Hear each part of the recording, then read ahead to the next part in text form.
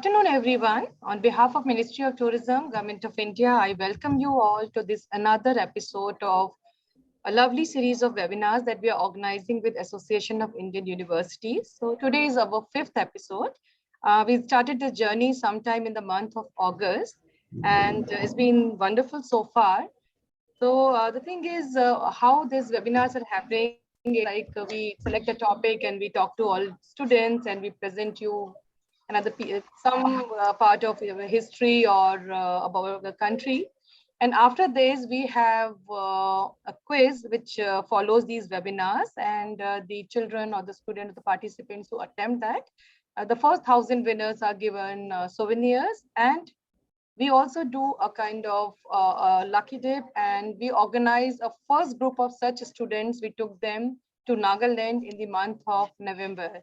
So the ministry organizes an annual event called International Tourism Mart, and the 50 children who were the winners from first two episodes of this webinar were taken over there, and they were shown around different sites of Nagaland. They were introduced to the culture. And one of the sites that these students visited was the War Memorial of Kohima. So today our episode is basically focused on this war memorial at Kohima and its history, how important it is in the Indian history, the Japanese invasion, and the INA. So there is a lot to talk about it, but for that we have two wonderful speakers with us today who will be talking about it. The first is Dr. Ajay Singh. He is the president of Tourist Guide Federation of India. Mr. Singh is based in Varanasi, and he is, as far as his credentials goes, he has done his PhD from Banaras Hindu University about the role of Varanasi in national movement from 1905 to 1920. And the second speaker for today is Mr. Samik Ray. Mr. Samik Ray is a regional level guide. He also is the recipient of National Tourism Award in 2017 in the category of Best Tourist Guide. In fact, both Mr. Ray and Ms. Singh, they are known speakers. We have done webinars with them under other, the ministry also conducts another series of webinars under Dekho Apna Desh. So we had chance of listening from Mr. Ray about the history of Calcutta, and Dr. Singh spoke about the Buddhist heritage of India. So today we'll be talking about the history of Kohima and especially the War Memorial of Kohima. So with this, I hand it over to Mr. Samik Ray, who will be taking you to this wonderful journey of Kohima. Thank you. Honorable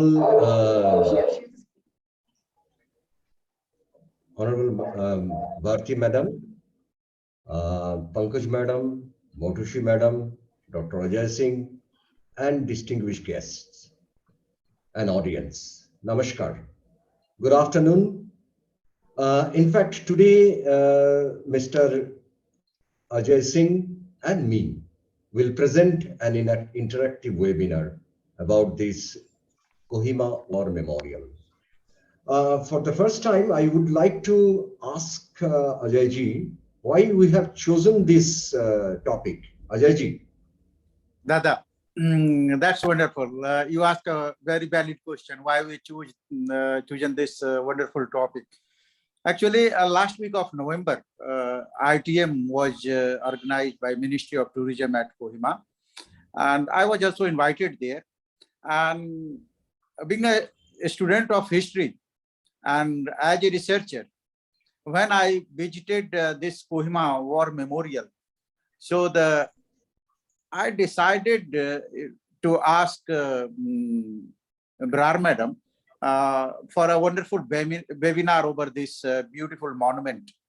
Because when we are celebrating Azadi Ka Amrit Mahotsav, so this monument, especially this monument, should be focused.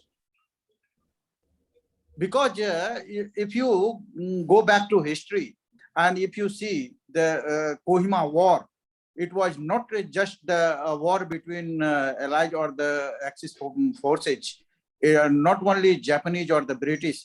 It was a war between, the Subhash Chandra Bose INA and British Indian Army as well, which played a major role in the history of independence.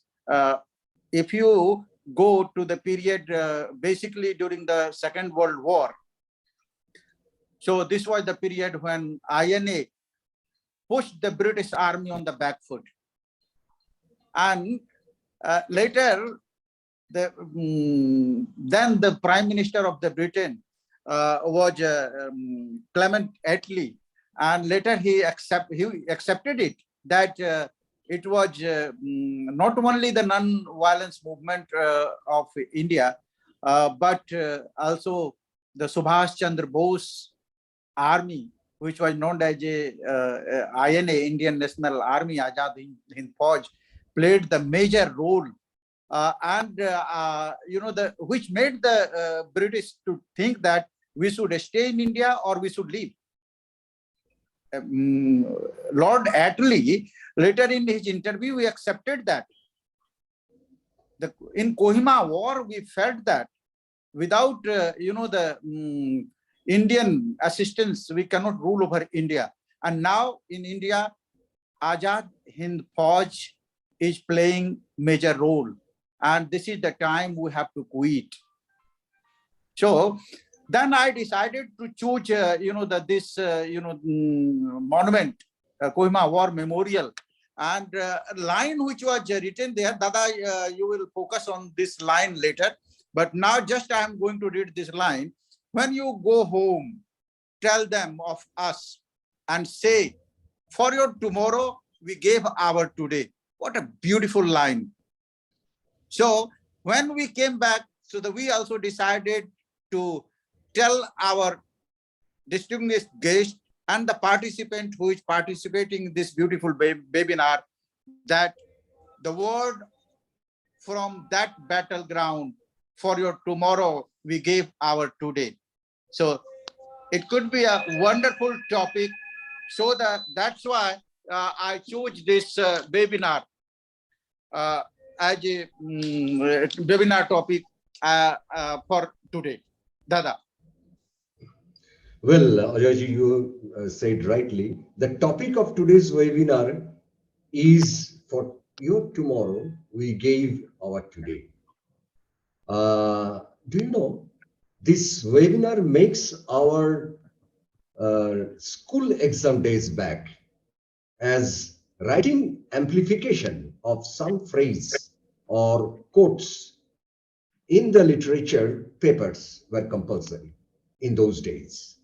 And after long years, today, we have to amplify the phrase, for your tomorrow, we gave our today. What once used, Ajayji, can you hear me? Yes, I can hear you. Okay. So what once used as the part of an epitaph of Lower Memorial at the Kohima War Cemetery. And on the screen, you can see this is the Lower Memorial part. Actually, the epitaph says, when you go home, tell them of us and say, for your tomorrow, we gave our today. John Maxwell Edmonds is credited with authorship of this epitaph in Kohima War Cemetery. He was an English classicist, poet, and dramatist, and the author of several celebrated martial epitaphs. This epitaph was inspired by an epigram of the Greek poet Simonides to the fallen at the battle of Thermopylae of Greece, in fact. And the epitaph is apparently very simple, but it touches the mind of every visitors in different way, in visitors' individual geopolitical context, such as Indians considered sacrifices at Kohima War was a crucial prelude to the independence of India. It was, in fact, the beginning of the victory in the Second World War to the visitors from the country of the Allied powers. And to the Japanese, it prevented, they considered this war as the war which prevented further loss of their country in the war. And another party, Naga people. These Naga people, they, after the battle, they thought that it was a great relief for them from the Japanese atrocity. Indeed, can you show the next slide? The monument visible on the screen is Kohima War Lower Memorial. And the next slide, you can see the Kohima War Upper Memorial. In fact, two memorials. This is the upper memorial, and above is the last one we have seen. It is was the lower memorial. In between the lower memorial and upper memorial, there is a sloping land. And on the sloping land, you could see a lot of graves. Graves of the people who died in the Kohima battle. And particularly not Japanese people who died. In fact, the people who died in the British Army, Indian and British Army, in fact. And the battle holds significance similar to that of Stalingrad battle. During the World War, since both ensured that Kohima War and the Stalingrad battle, both ensured the retreat of Axis power. Kohima battle initiated the retreat of Axis power from the Asian sector or Asia-Pacific sector, and Stalingrad battle from Europe. Kohima battle fought between 4th April and 22nd June 1944, while Battle of Stalingrad was between 23rd August 1942 and 2nd February 1943. Indeed, Stalingrad battle, when it made the Axis battle to retreat. And in the meantime, Japanese in the Asian sector, Asia-Pacific sector, they were still, though retreat started after the Stalingrad battle in the Western sector, in Asian sector, it was not. Japanese further went on. They attacked Kohima. In fact, they wanted to invade India. There is a slide, I think, can you show the slide with the why Japanese is involved in the World War? Just a minute. You can see the map. This was the map. The red dots were the line of Japanese attack. They started to attack from the Arakan area down, and one from Burma. They entered into Imphal and then took the Imphal Kohima road, went to Kohima. And in the map, you can see the Garrison Hill. That was the exact place where originally the then Deputy Commissioner residence house and the tennis court area of that house located, where the battle was fought. In fact,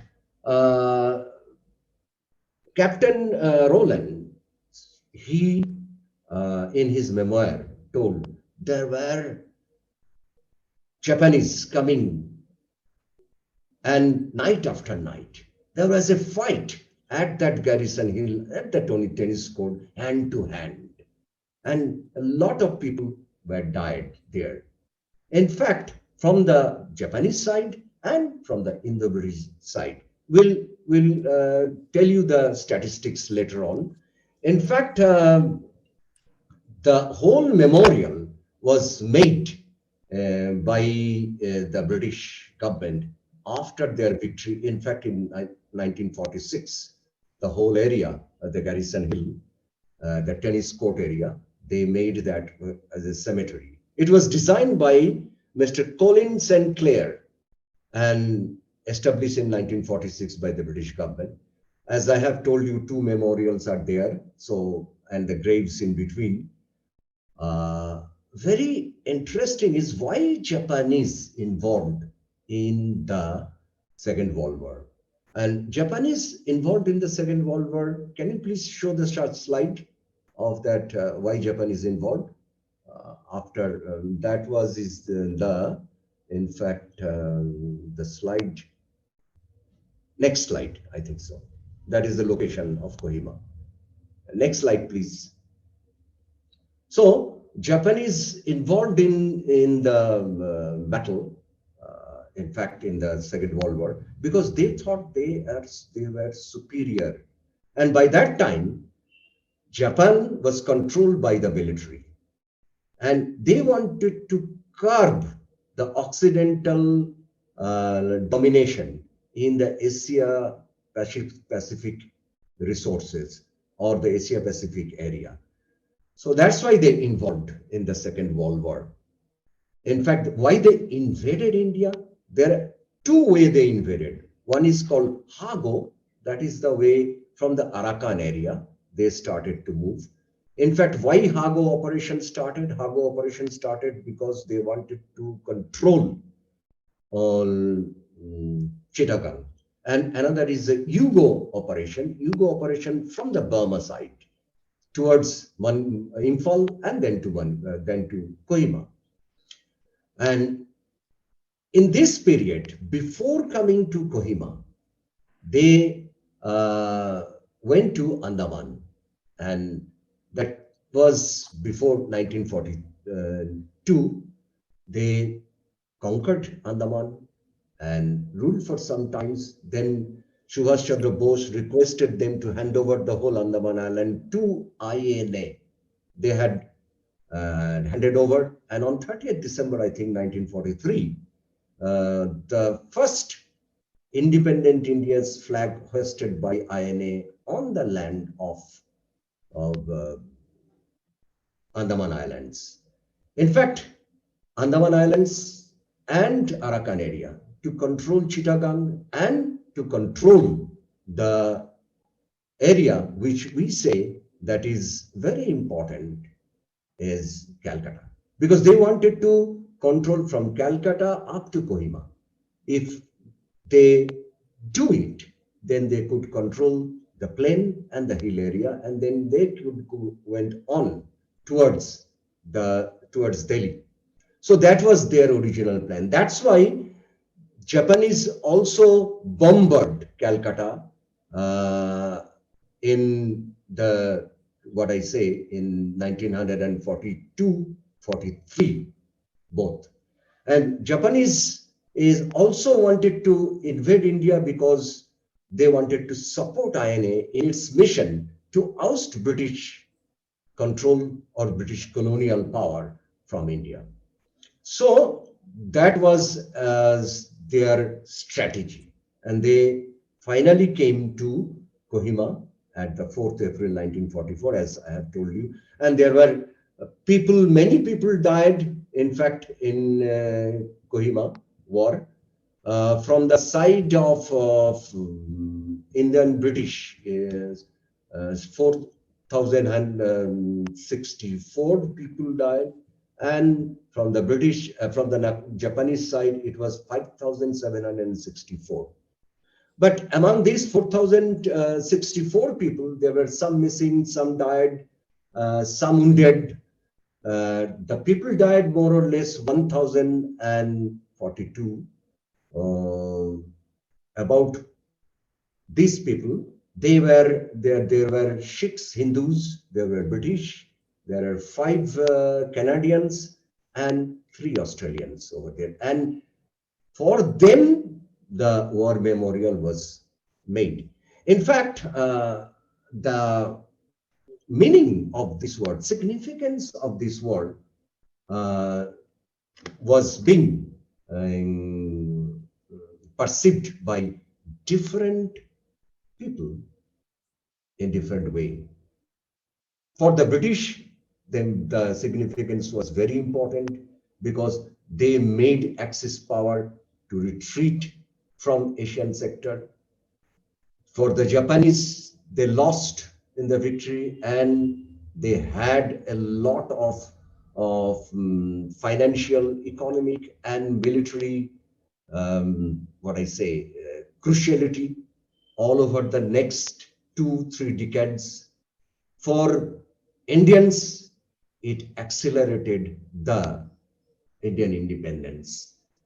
In fact, I would like to ask Ajay ji. Ajay ji, can you please tell us about the significance of this battle from the different point of view, from the British INA and also from Nagas, if it is possible?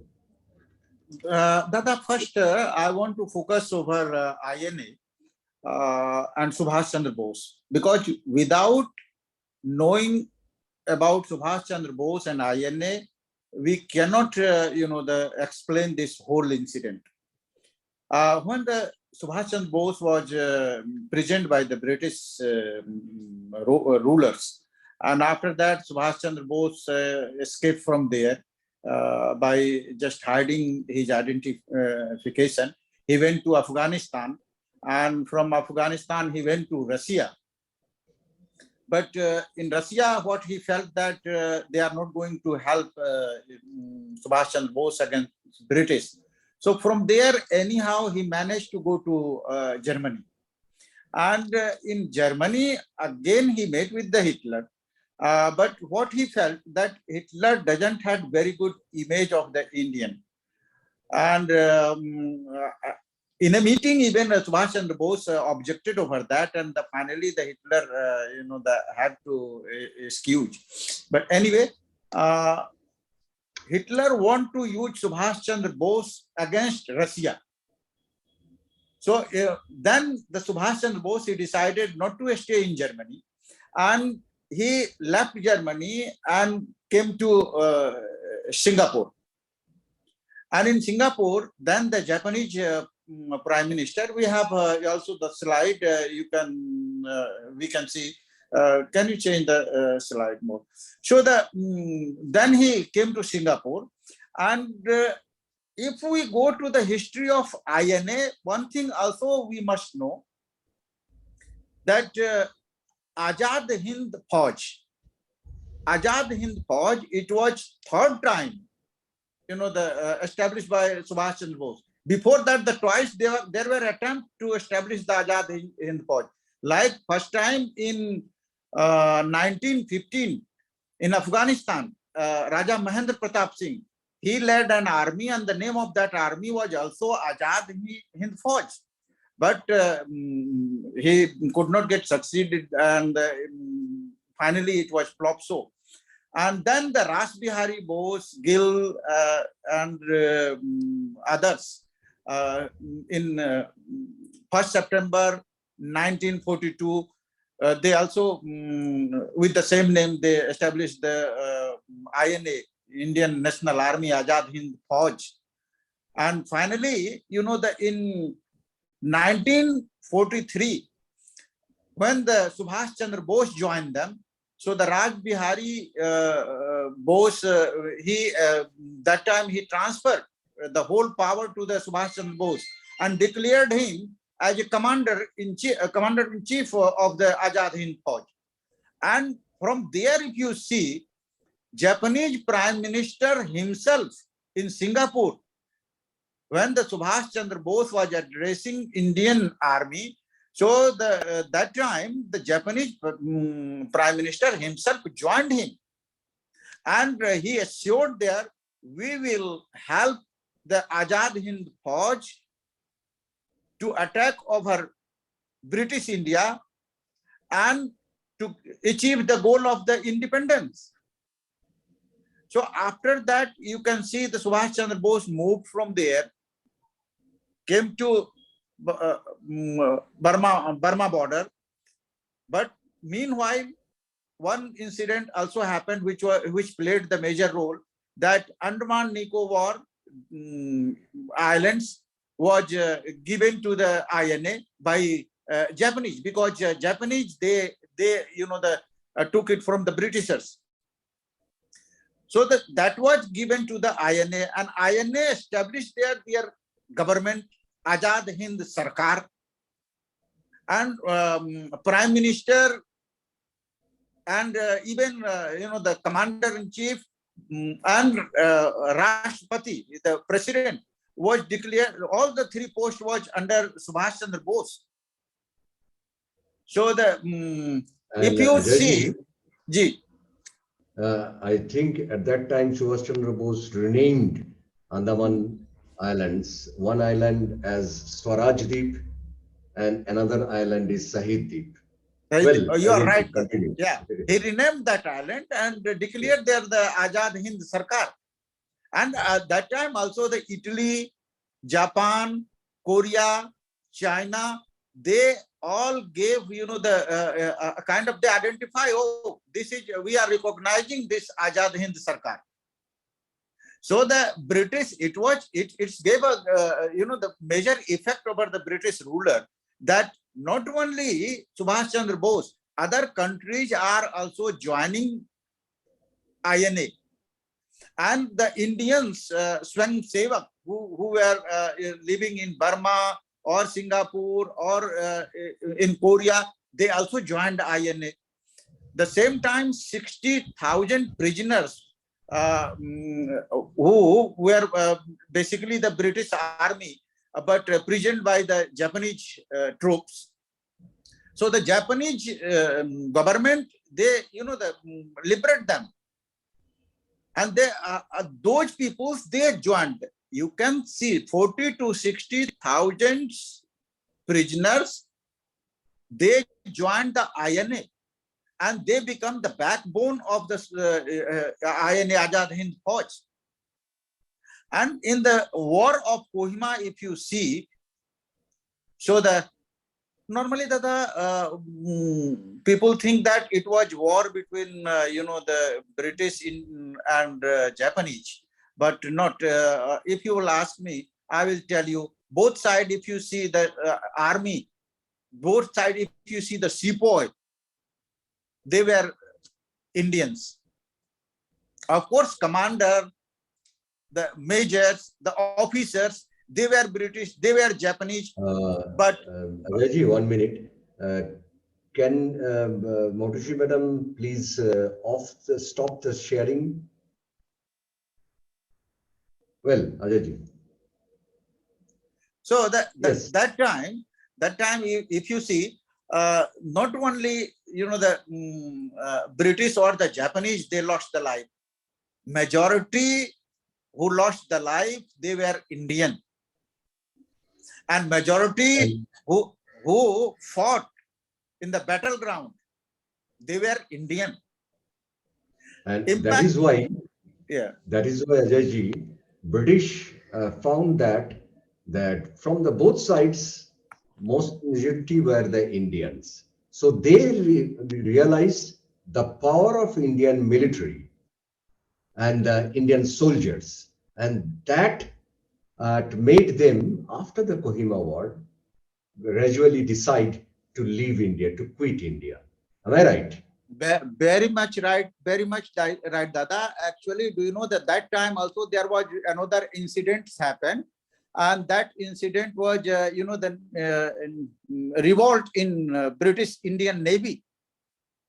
Yes, and not only British Indian Navy, that was in 1946. Also before that, in southern part of India, there were small revolts all over southern part of India, and non-violent movement went on in the northern part of India. In Bengal, there were lot of extremist movement. So these things were inspired by the INA move from Burma to Kohima and from Andaman to this site.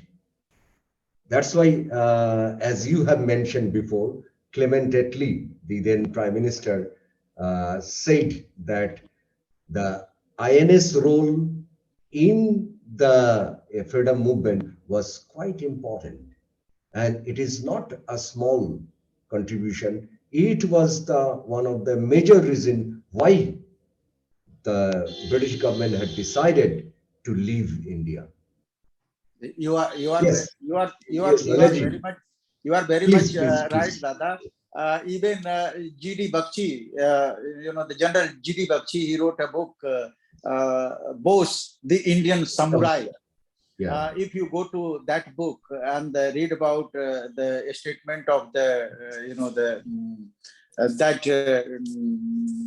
British Prime Minister, Lord Dudley, and he very clearly accepted that now this is the time.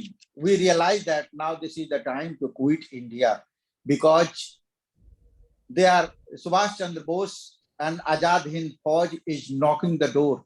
Actually, if you see, strategically, the Kohima, it was gateway to the eastern part of the India.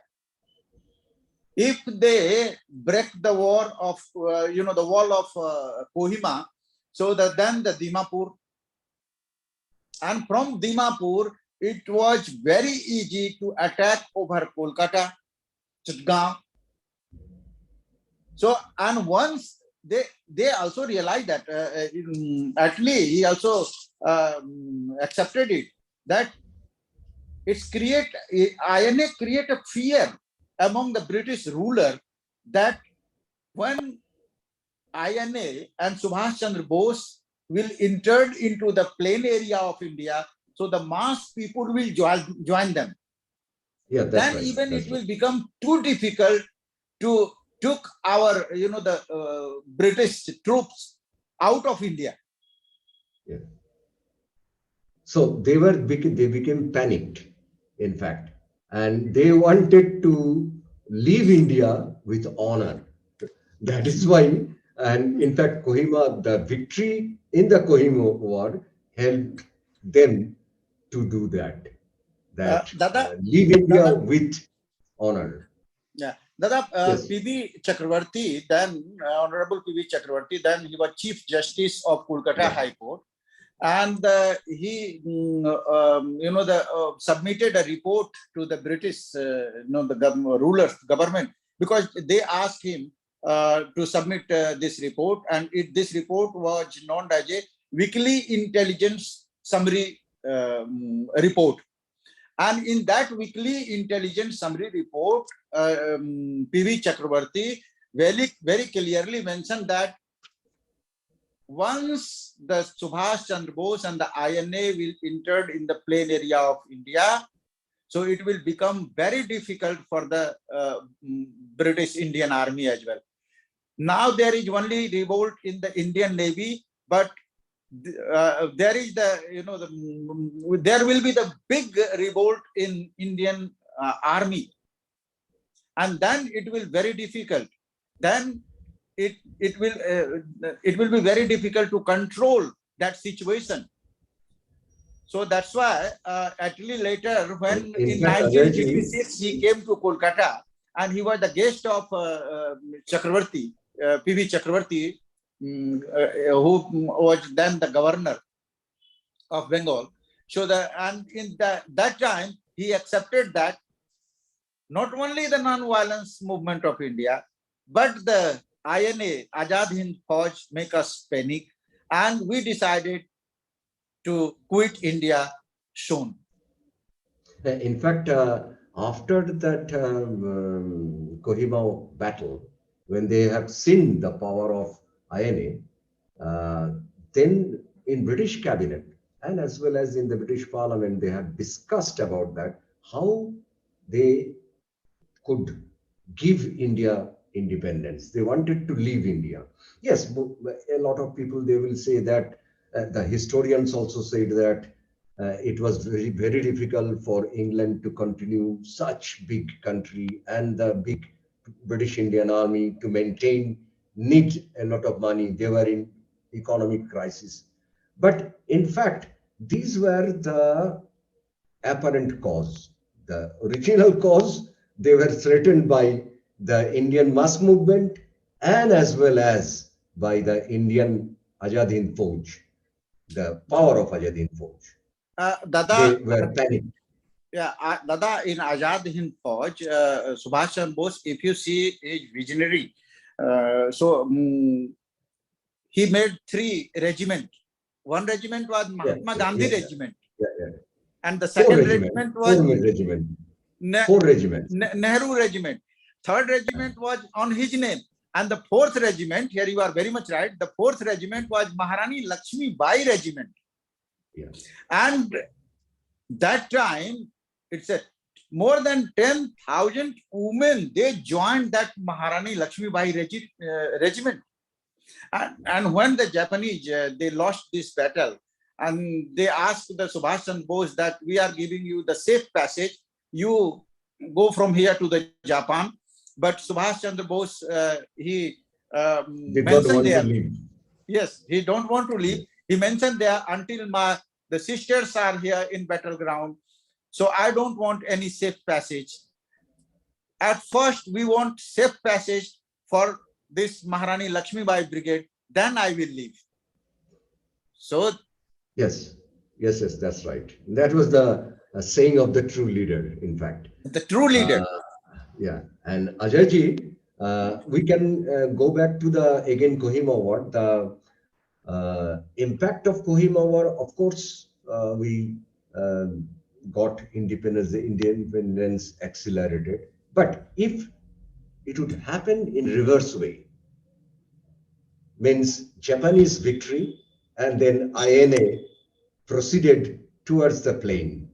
That means we did not have to wait for the independence till 1947. To me, maybe by 1945, everything Finished. was settled. Yeah, finished or would be settled. Yeah, you are right. Before 1947. Yeah. In fact, before 1947, when Attlee and other people from the cabinet sent Mountbatten, they requested Mountbatten to give independence to India, make the process of independence without dividing India, if it is possible. We also knew that Mountbatten tried, but he failed. So India divided, as you know. And Attlee, in one part, on letter, he told that he wanted the whole Bengal, means today's Bangladesh and West Bengal, together should be separated from India. As an independent country. Yes, and Dada, even during the Kohima War, they also promised, the British, they also promised to the Nagas that after war we will give you like a free nation, Nagaland. Yeah, Nagaland free. In fact, Nagas joined with the British. There are few reasons, because Nagas were against the Japanese. Not at the first point, when they found that Japanese atrocity over them, and specifically when Japanese, they had finished their all food, stored food, then they ransacked the Nagas villages, and they manhandled the Naga people brutally, brutal atrocity over the Nagas. They looted all the food and crops and the animals for their military people. So that had an adverse effect on Naga mind. Secondly, Nagas had established their link with outside the world, because before British, Nagaland was isolated. Only the British made their link with the rest of the world. So it was another thing, another reason why they were with the British. And maybe religion, because missionary activities, they became Christian, and that was another link. So many reasons which made Naga to be with the British. Am I right? Dada, also the Japanese troops, the image, it was the brutal image.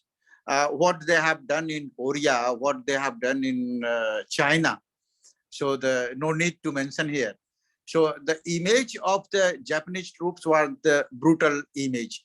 And when they entered into Kohima, And the British, they plant the fear among the Nagas that what they are doing with, they have done with, the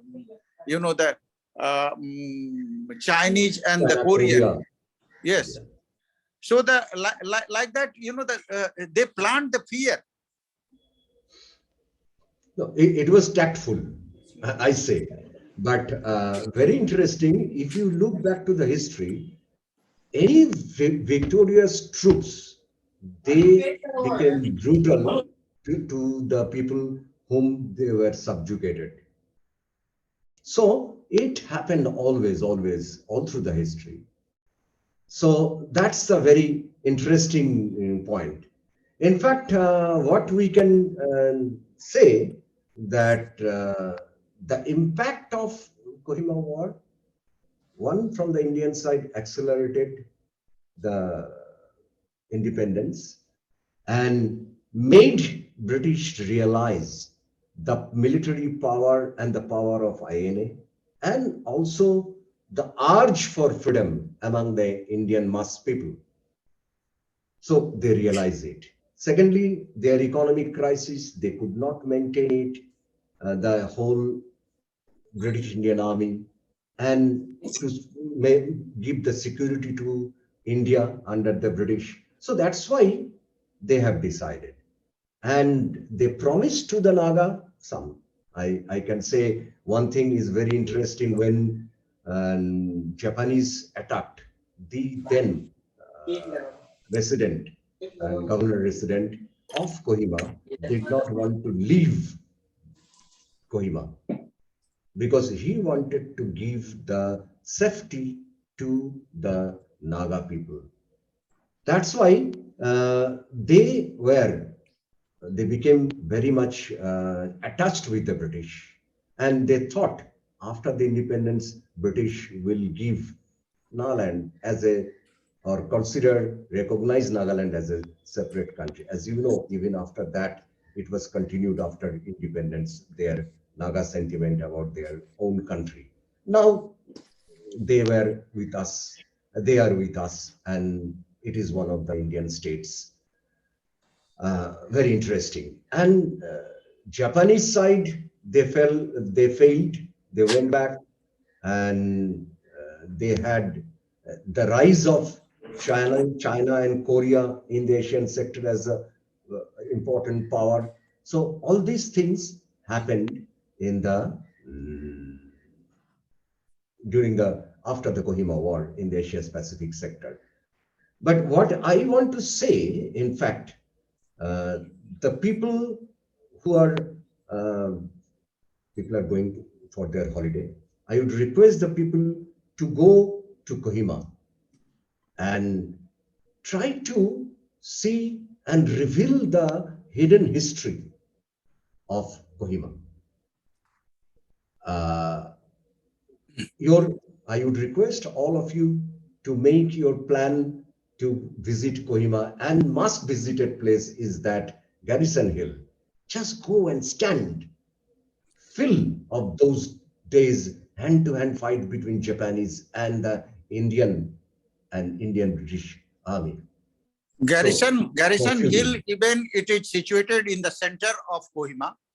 Yeah. So yeah, it's a beautiful place, and also the war memorial. It's all the three steps of the war memorial: lower part, middle part, and the upper part. And you can see the grip of the soldiers who lost their life in that battle. It's also the very nice place, and you can visit that part.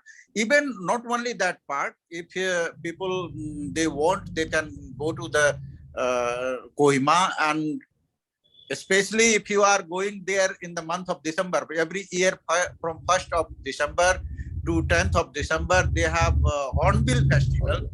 And Hornbill Festival now it is becoming, the like a world festival.